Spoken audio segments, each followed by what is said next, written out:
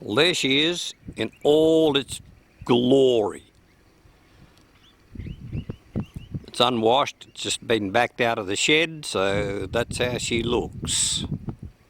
The fog lamps underneath the bull bar, no bars missing out of the grill, spotlights, all the lights work. That is the limo. That is the crack that I said was in the bottom of the front fiberglass, but it's all supported and doesn't move. Looks the same both sides, no dents in the tanks. I've had all the ends replaced when I first bought it, so everything's up to date. It has 9-inch rims on the front with 295 tyres on there. There is the airbag suspension on the cabin and the sleeper bunk. It's all integrated. Mudguard's a little bit faded, but they're cheap to replace. It has a Hendrickson 4-spring, and that's all been rebuilt since I bought the truck. It has our own aluminium boxes for the taillights. My son manufactures all that sort of stuff, so it's got all the Ford emblems and anything else to make it a real Ford. Non-standard items are the shockers on the 4-spring. We made those mountings and fitted them up ourselves. The only thing different it has here, it has the next size up brake booster on one side there where I've replaced compared to the other side, but I have repaired the other one, and it will go with the truck if you've got to have them all identical. Some people get a bit upset about all that sort of stuff.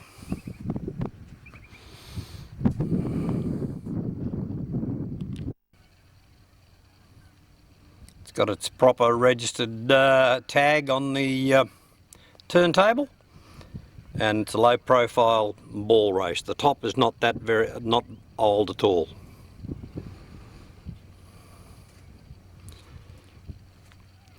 We have our own steps between the guards. That is the extra battery box.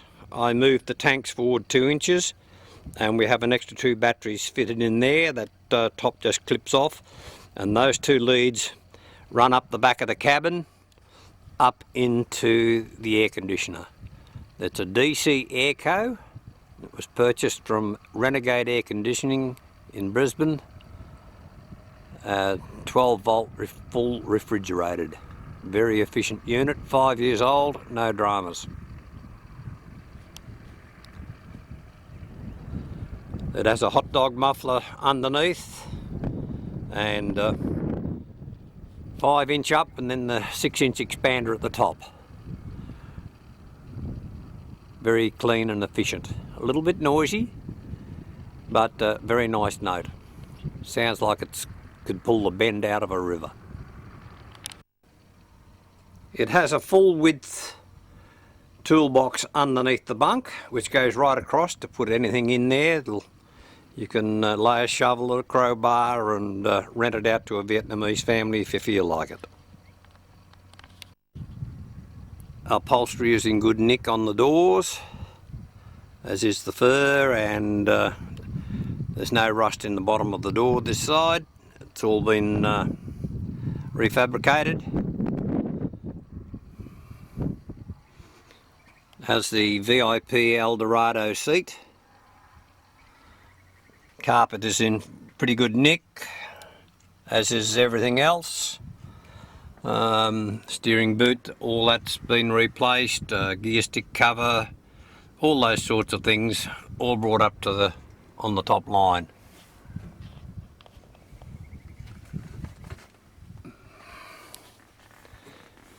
All instrumentation works. All switches, all gauges.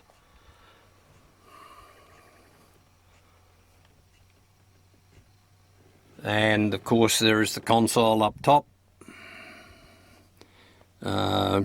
UHF 27 megs wireless switches for the rotating light, loading lights and fog lights, and all sun visors fitted.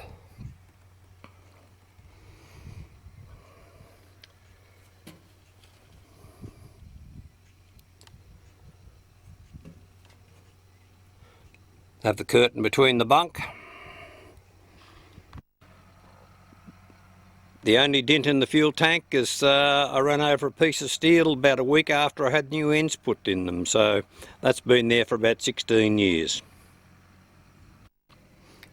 You can see the new brake drums, all new brakes and tyres on the front axle about 6 months ago. Truck's done no miles since then.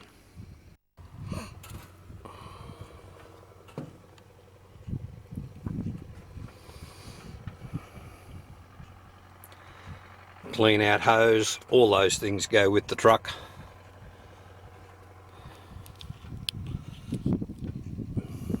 Extra reading lights up on the top.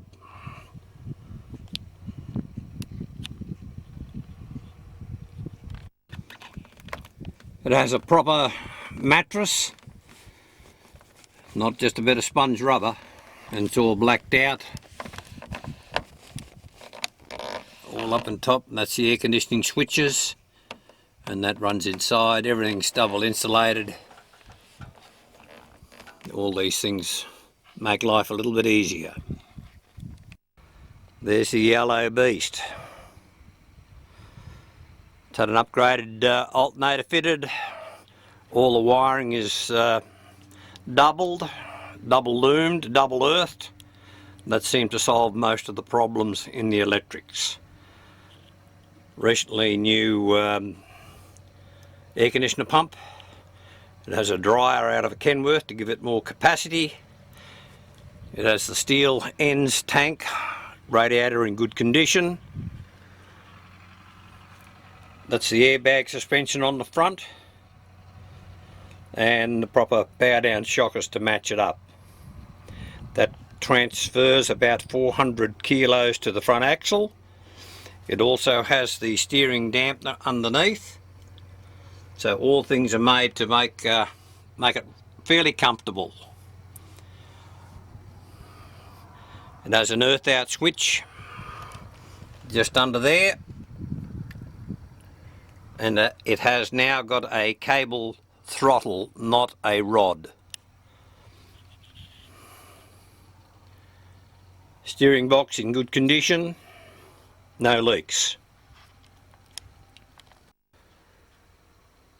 New power steering pump has been fitted, as in the last couple of years. A new injector pump, that was $9,500. You don't want to do that too often, but it's up on the top line. And you'll see the mileage, the servicing on the 1st of the 5th. It was serviced 169,500, third time round. That is the water filter system. We don't use the Tech 50. We found it simpler to use the filters with the elements in it. All the headlights separate relays. As you can see, plenty of electrical work has been done. That is the torsion bar that we put across to hold the chassis square, so the engine mountings don't point upwards and wear them out. This keeps the cabin square and everything else square, and nothing shakes. Battery boxes are all in good nick, all the covers, all the lockdowns, everything like that. Motor has had the new intercooler, new head, all the new timing cover, and all the weights have been done inside for the advance on the pump. Starter motor's recently been upgraded again too.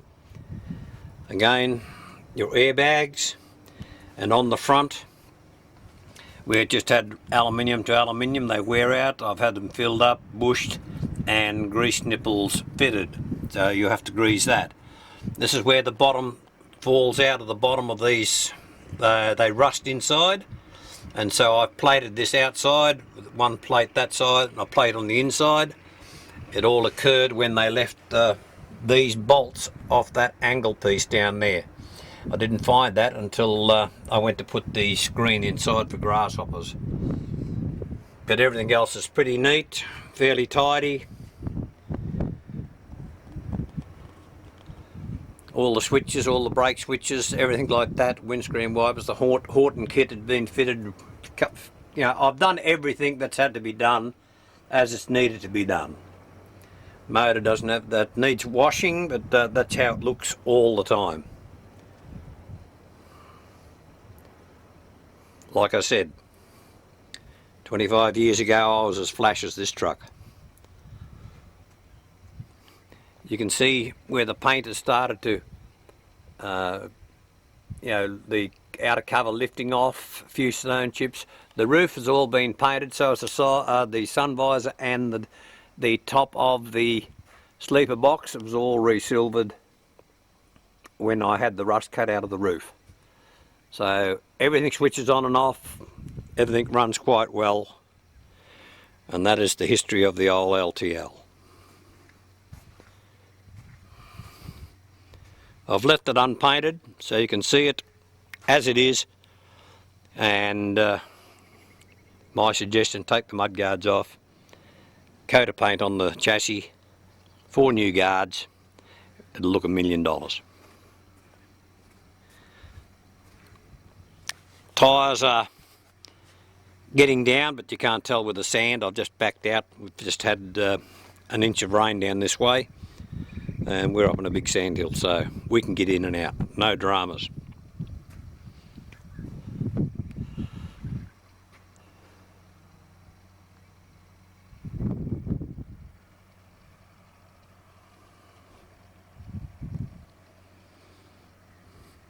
Needs to go to a good home, TLC, and it will treat you well. It wouldn't have done more than 5,000 kilometres with any other driver, and that's usually my son or another friend of mine that I allow to drive it. No one else is allowed in the truck.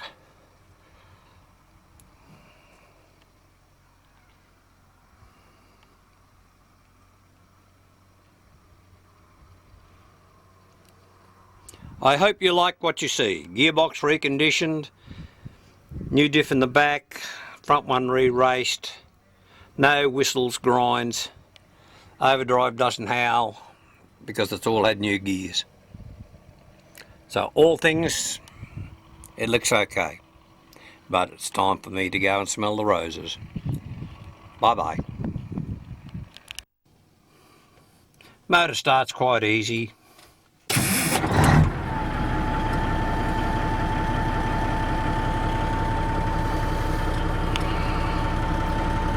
Holds 60 pound of oil pressure on the hottest day. Runs on about 160 degrees as I have a colder thermostat. All the other gauges work, switches, windscreen washers, anything that switches on and off. It's fitted with turbo gauge, all the lights as well, and all the switches. The oven timer is for when I just want to have a short camp. You can have that. Okay.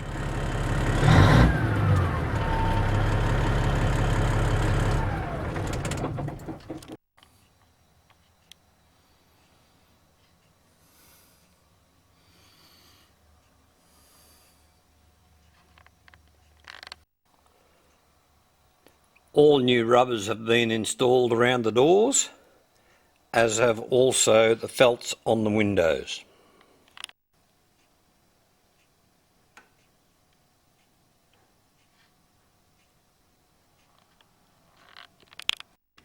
These are all the ID plates.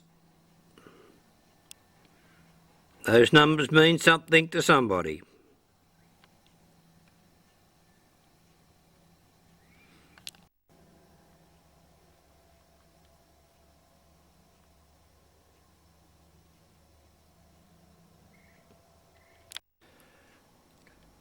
All the felts have been done, both doors, all the new rubbers, no rattles in the cabin at all. It's a fairly big unit, but it is a very efficient air conditioner.